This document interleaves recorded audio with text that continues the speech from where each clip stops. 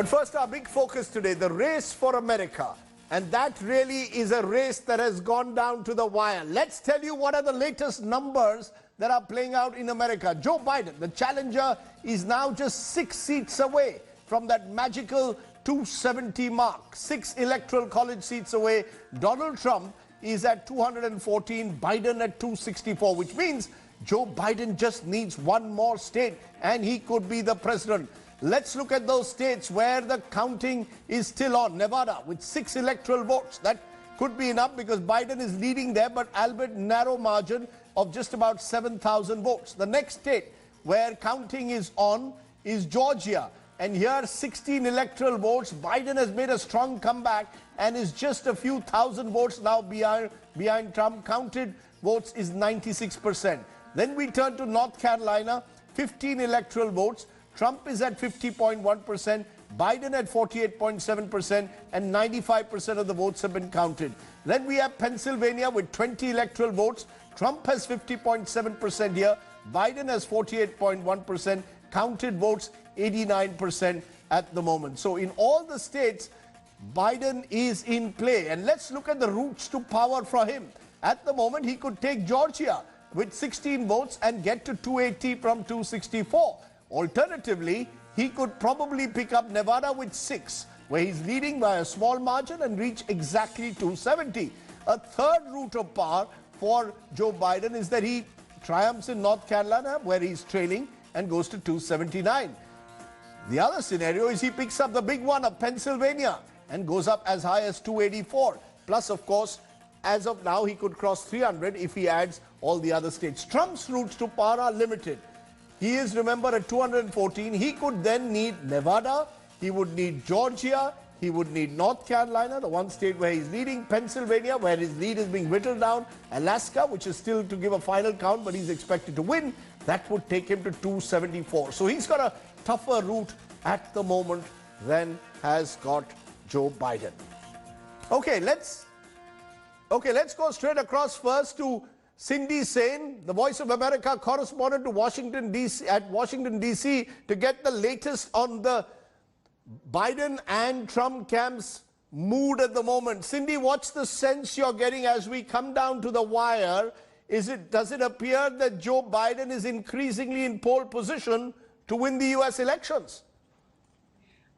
Yes, I agree with your assessment, everything that you've said so far. It looks like, nothing is decided yet, could still go either way, but it looks increasingly like former Vice President Biden is on the brink of winning. And we just don't know. I know people, your viewers and people all over the world are like, when is this thing finally going to be decided?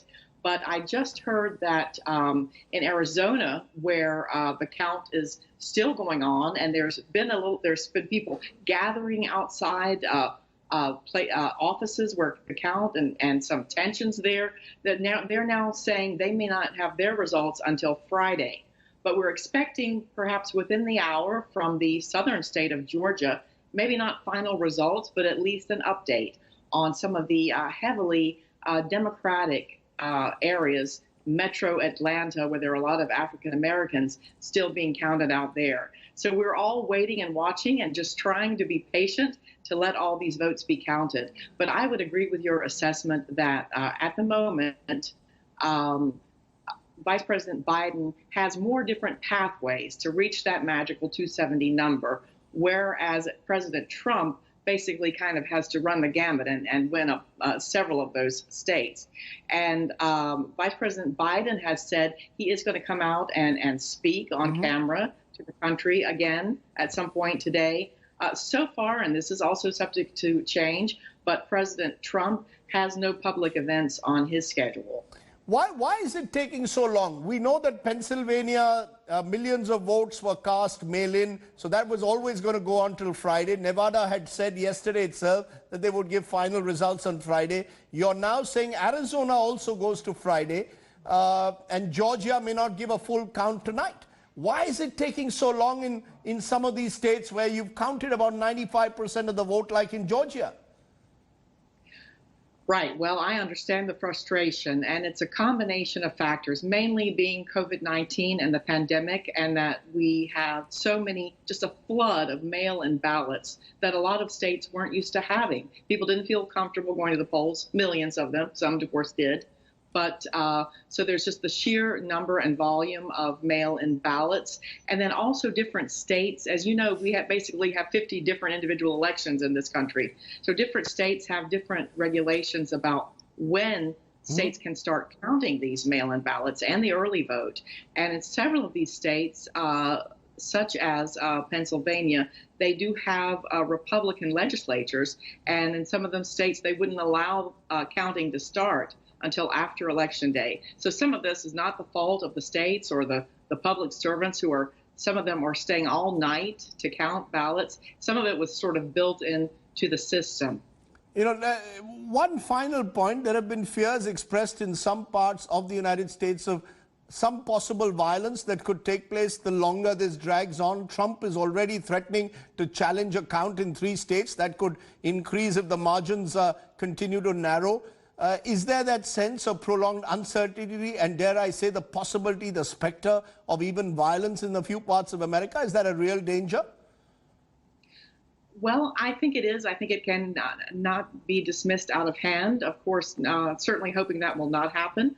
But I also, you know, here on the East Coast myself, but seeing video of what's going on in Maricopa County in Arizona, with a few people showing up with weapons.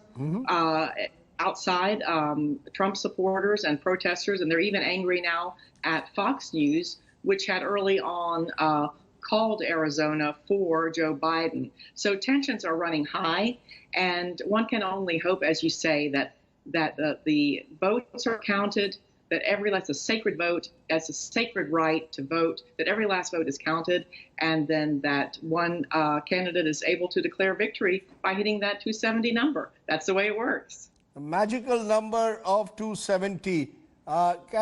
Cindy, thanks very much for joining me there from Washington, D.C. I know you've had a long few days, and you're probably going to have many more such days up ahead. But thank you so much for joining me here on the news today. Okay, remember, it's day 3 of the counting process. This is America's longest election day in a long while. And it's still unclear who will become the U.S. president. While Joe Biden is in pole position, the fact is that there are razor-sharp margins that he leads in Arizona and in Nevada, while the margins are narrowing for President Trump in Georgia and Pennsylvania. It's all to play for as we look at the battle for the White House.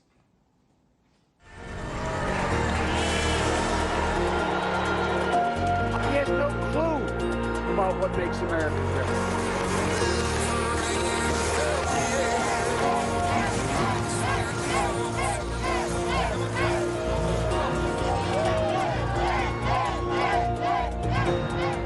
The Super Over in the United States has turned out to be a grueling test match. The heavy hitting is over. Donald Trump and his challenger Joe Biden are now dealing in single and doubles. Of the 8 decisive states, Biden has won 2, Michigan and Wisconsin. Many channels have called Arizona for Biden, and if numbers hold, he is just 6 electoral votes short of the magic mark. Inches short of the batting crease, Biden is in no hurry.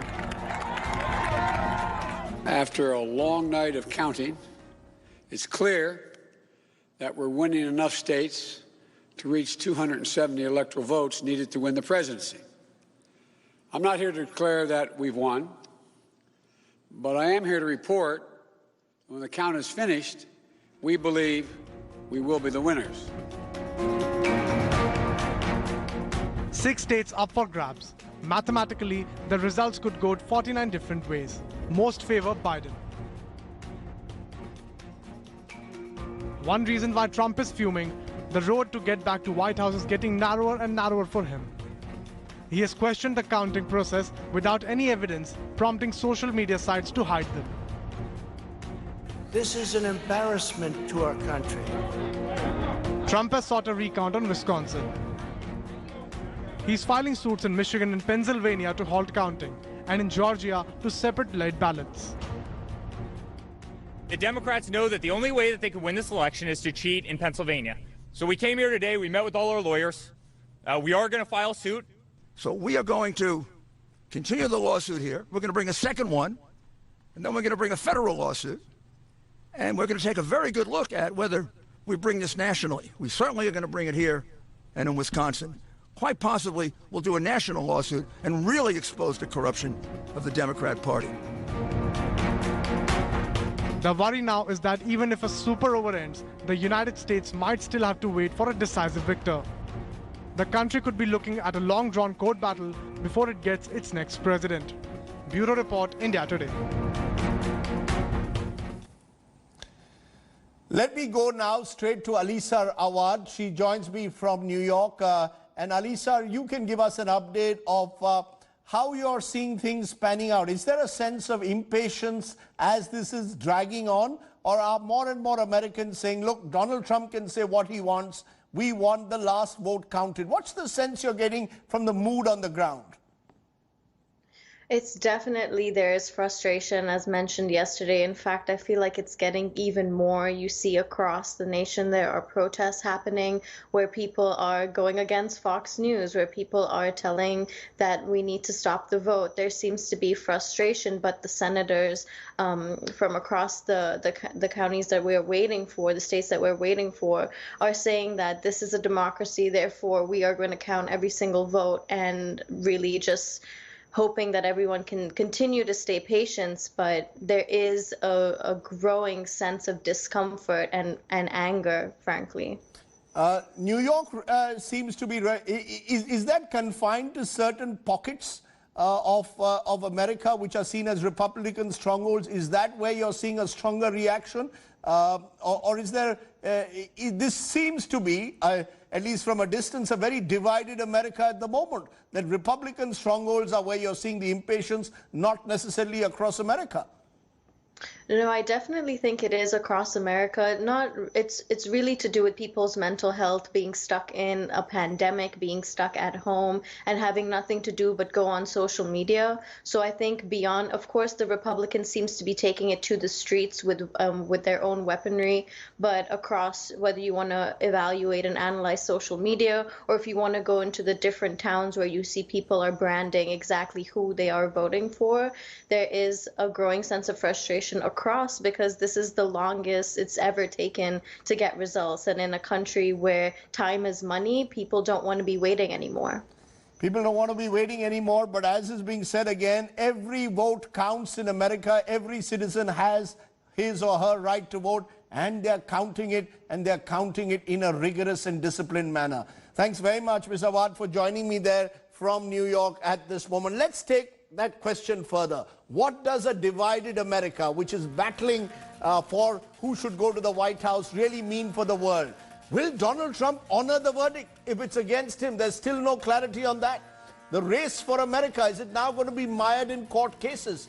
Is there a risk of widespread protests across the United States? These are just some of the questions I'm going to raise. I'm joined by Kishore Mehbubani from Singapore. I'm going to get voices from across the world.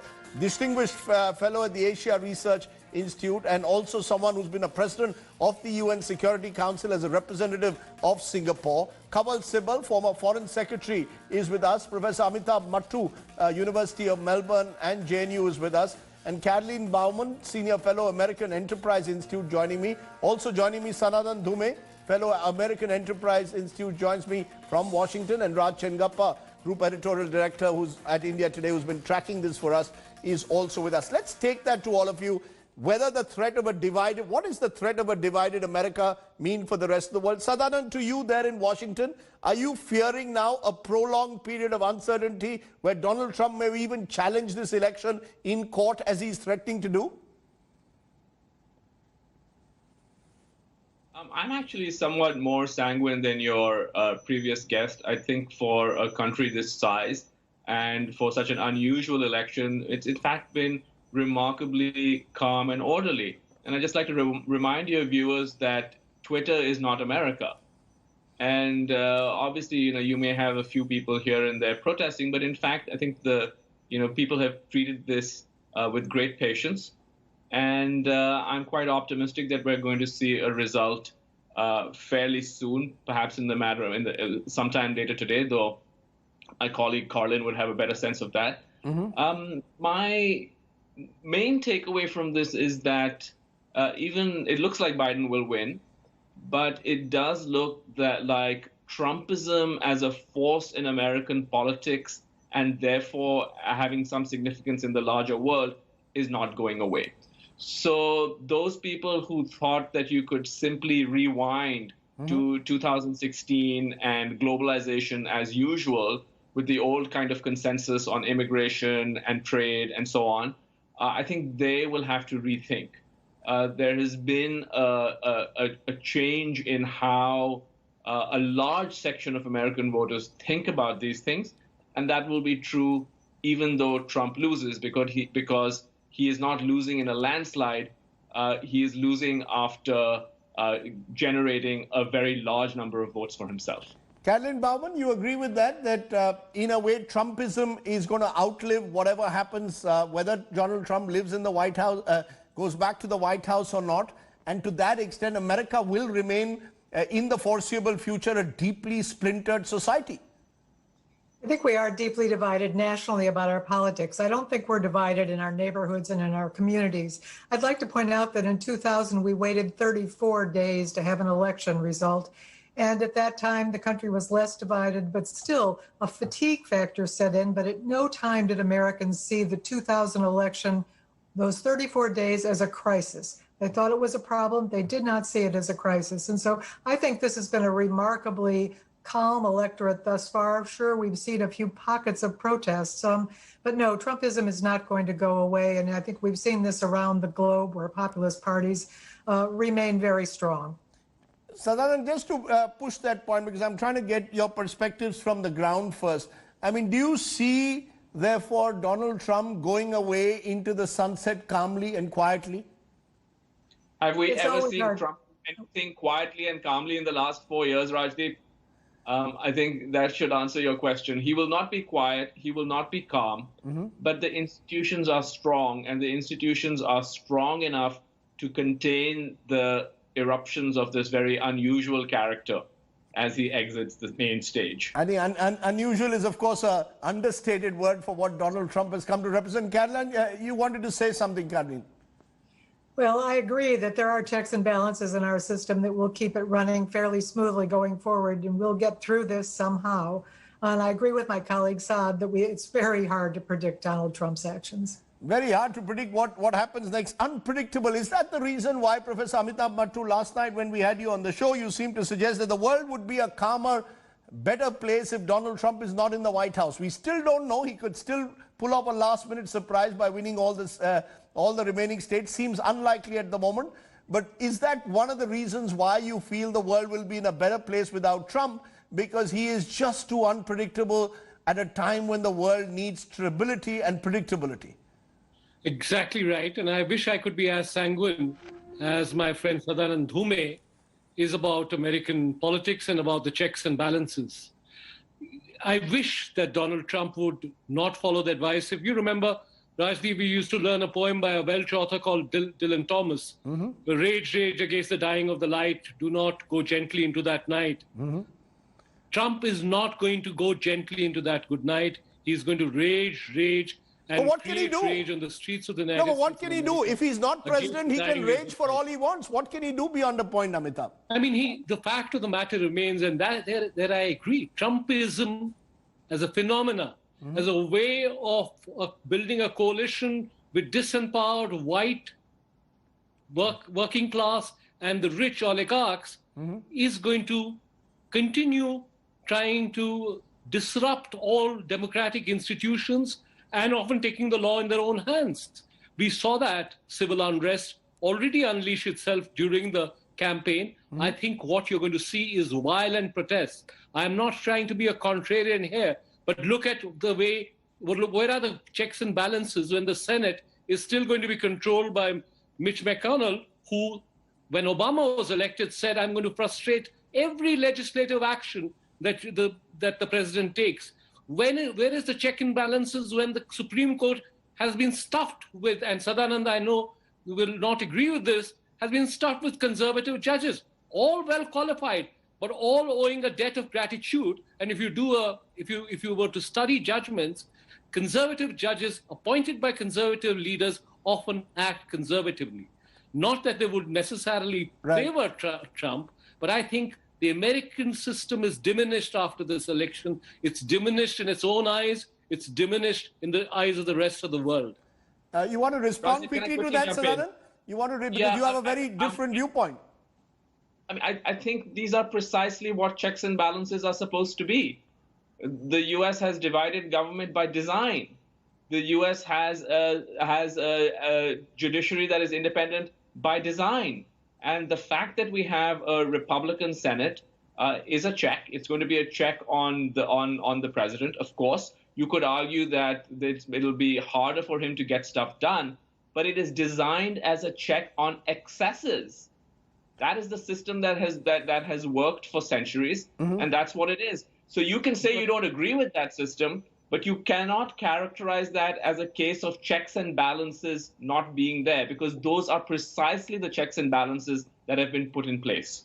What you're saying is that this administration, if there's a Biden administration, is going to be paralyzed by a conservative Senate and a conservative judiciary, while you will have extra legislative protests in the streets of America, taking the law in their own hands and depriving millions of workers of their rights in many other ways. Is that the way the American system was supposed to run?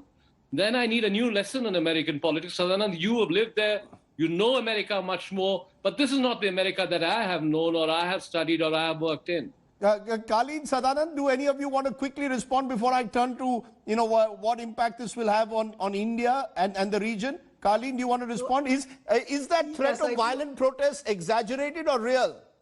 Yes, I believe they're exaggerated. And this is a very big country. Yes, there are going to be some protests, and yes, they will probably get out of hand. But this is a very big country that is voted for the 59th time in our history peacefully. And so I think we have reasons to be very optimistic about that. And as for a conservative Supreme Court, conservative justices on the Supreme Court, those justices have surprised us over and over again. Yes, their leanings may be that way, but they are all extraordinarily well-qualified individuals. They have different views on the Constitution and its interpretation, but I think we'll be just fine. Okay, you'll be just fine. Okay, two views on that. Let's turn to then the other critical issue. How is all this going to play out? A divided states of America playing out for the region in particular. I want to go first to Professor Kishore Mehbubani. He's joining us from Singapore, where it is late night. How do you see the neck and neck US elections playing out in the region for Asia, for India and China in particular, this kind of turbulence that we are seeing in American politics? Well, I think this is clearly a very significant election in American history. And the likelihood, as we know, we cannot be sure, is that Biden is going to win. But if Biden wins, it's very clear that his priority has to be and will be domestic. You know, Joe Biden knows very well that he's inheriting a deeply divided, polarized society in the United States. He sees that as his primary challenge to bring together society, to generate economic growth, to deal with COVID-19, to go back to the climate change. So all his priorities will be domestic. So in terms of the geopolitical impact, in terms of the rest of the world, I think we should be psychologically ready for a less interventionist United States in the world, and certainly a less generous United States for the rest of the world. And as you know, even under President Trump, who's been a very good friend of India, he removed your generalized scheme of preferences. He cut down H-1B visas, which hurt Indians. So that's the sort of United States that we have to get used to in the coming years. More specifically, I wanted to know, Professor Mehbubani, how you saw it playing out in the India-China dynamics. Assume, as you're saying, there's a Biden presidency. Does it become dramatically different to the way Trump viewed China, for example? Well, actually, the paradox about Biden winning is that, if Trump had won, he would have given short-term pain to China, but long-term gain to China, because as a good friend of mine in Europe said, Trump's re-election means the death of the West. But in the case of Joe Biden, he'll give short-term gain to China because he'll be much more civil and much nicer and less insulting to China. But at the same time, he'll bring back the allies of United States closer back. Europe will come back to the United States. Japan and South Korea, which were drifting away, will come back to the United States. And so in that sense, China will have to deal with a more formidable alliance with Biden in charge. Yeah, let me take that to Kawal Sibal. Kawal Sibal, how do you see this play out from an Indian perspective at the moment? What should we be looking for? A divided states of America, an America which, as Kishore Mehbubani is saying, becomes more insular, looks inward. Is that good for India or not good for India? I think Biden will be less insular than Trump. Biden is going to be much more engaged with the rest of the world. Look at, for example, climate change. Mm-hmm. He will come back into the Paris Agreement, certainly. He will try and save the WTO, certainly. And he will join the World Health Organization. Probably he'll rejoin UNESCO also. Because the international strength of the United States depends on how much it participates in international governance. Mm-hmm. If they walk out of it, then they will lose not only their prestige, but their power, because other countries will then begin to fill up that space. Mm-hmm. And the decline of the United States that people talk about will actually be hastened. So I don't think Biden will go down that road at all. Mm-hmm. I don't think there'll be any substantial change apart from what was said, that he will be a little more civil perhaps with China. But China's challenge to the United States will remain. Xi Jinping is not going to change his thinking and policies and ambitions and Belt and Road Initiative and what he's doing in South China Sea or what he's doing vis-a-vis India. And the whole of government challenge that China faces, China poses to the United States, which U.S. leadership has talked about, will continue. And therefore, Indo-Pacific concept, Quad, relationship with India, military ties with India, all that. So you're seeing continuity. You're seeing an element of bipartisan continuity. So therefore, it doesn't make a difference whether it's Biden or Trump in a way. So we move from, one thing, Rajdeep, I want to say, which is that, Obama had launched the TPP and all that. And now we have our CEP in which United States is not there. Mm-hmm. So I am curious about the future of the RCEP. Should America want to revive the TPP in some way or the other, so that not to leave the economic space to China alone? Rachengappa, 24 hours ago, we were still where we are in terms of the numbers, but Biden is increasingly within striking distance now. Is the fact that we've had such a polarized election campaign, and as Kishore has put it and some of our other guests, that America is going to now be more inward looking. You've got to deal with COVID, you've got an economy which still needs to be lifted up in the months and years ahead. Do you see, therefore, a sort of diminished America in a way, problematic for the world and for India in particular? Well, I think Biden brings some good news. Let's put it that way. If Trump was insular and disruptive and deglobalizing, Biden is going to be, in many senses, getting back into the game. He himself said that America will be back at the head of the table, of the global table. But a divided, fractured America, well, Raj? That's domestic. That's domestic. Isn't that where his focus is going to have to be? Of course it will be, because at home he has serious health issues in terms of the pandemic. The economy has contracted like never before, probably lost 20 million jobs and all these things, equal to the Great Depression. And you've got racial divide. He has plans for each of these, and whether that works, we need to see. Even the economy, he is somewhat like he's got a plan, right? Which he says he's going to spend $700 billion on infrastructure and actually encourage what he calls Buy America. Okay, it sounds very much like America first, but it's Buy America, meaning by getting... Would he cut H-1B visas? Would he sort of become... the challenges of our times are what? jobs, getting jobs back for an American president, getting jobs back, getting America, the economy back on track, getting the COVID pandemic under control. Sure. That will mean a lot of investment in America itself. Yeah, so he's setting aside $700 billion for that. He says you'll have to buy from American companies. So we need to see how he's going to tighten the restrictions in terms of our exports to that. And he's also saying that when it comes to racial divide, he's got a plan in terms of the justice system. When it comes to immigration, he's going to be softer, particularly in terms of looking down south and the wall and everything else. He's talked of dismantling that. And possibly with India, less sort of putting pressure on us on our various visas. So that's the good news. And if you take a look at the way he deals with things, I mean, I've talked to people who've dealt with him. He's decisive.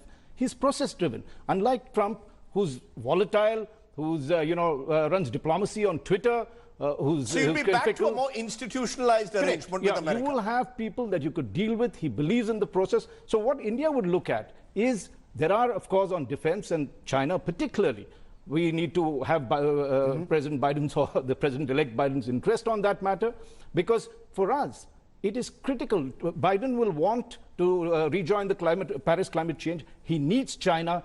America's highly dependent on the Chinese economy.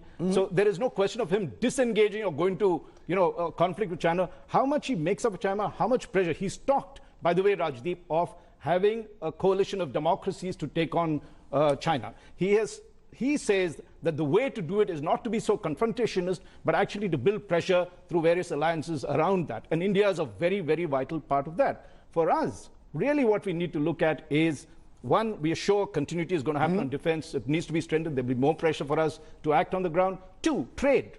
Trade is where we are going to be having, is he going to restore the GSP as quickly? Unlikely to. He is going to negotiate with us on trade and put more pressure on us to open our markets. The third issue, which I think is very, very important, is how much is he going to come down on the values issue, which is the human rights issue. How much of that is he going to raise in terms of religious intolerance? I think on Kashmir, he's going to be less subdued. And finally, finally, a point on Pakistan, which is always our sort of thing. I don't think they're going back to the old policy of engaging Pakistan.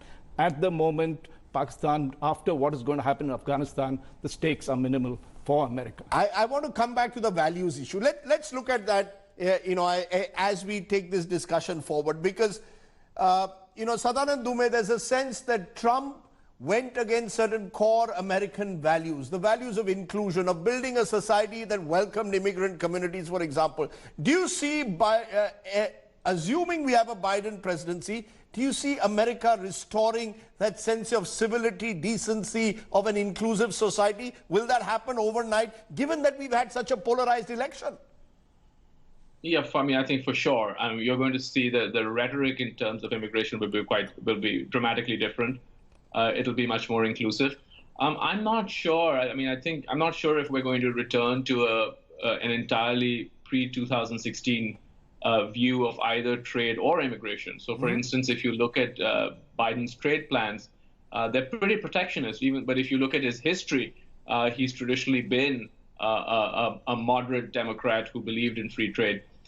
On the values question, again, I think one way to look at this is that Trump was really an aberration. If you look at the U.S. in general, democracy and human rights has always been part of the mix. You would recall, Rajdeep, when Obama came to India in 2015, he gave this very artfully worded speech at Siri Fort where he essentially encouraged India to live up to its own highest ideals. That's right. He spoke about religious intolerance. In terms of pluralism and diversity and so on. And what we've seen with the Trump administration is this very dramatic departure from the past. You have had administrations in the past that have taken a more realist view and that have placed, for example, the China question or commercial questions more front and center. But you have not seen an administration before Trump that simply was not interested, that didn't care.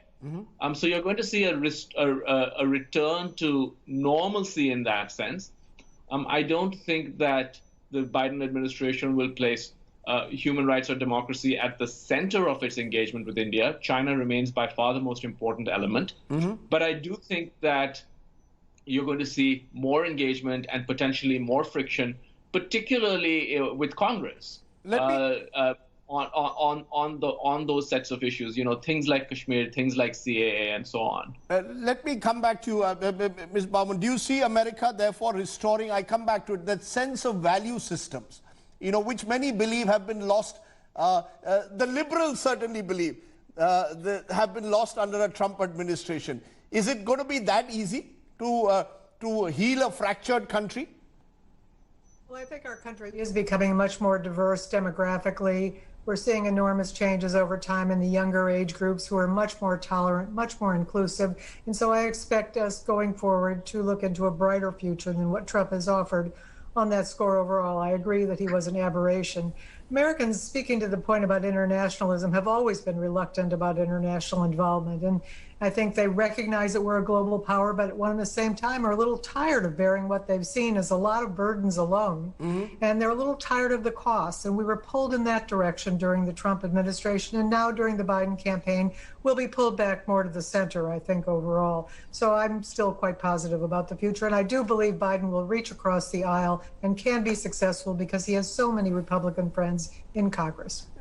You think it's an aberration, Professor Mattu, that Trump, assuming, again, we're all assuming that Trump isn't going to make it. I mean, we still don't know, but assuming that Donald Trump doesn't make it and Joe Biden becomes president, will we see the Trump 4 years as an aberration? Or is this a reflection of an America which is deeply divided and polarized?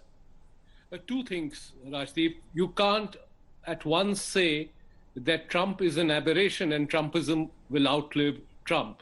There's clearly a large section of public opinion and voters in the United States who believe in what Trump stood for. So you can't just wish that away because President Biden will occupy the White House.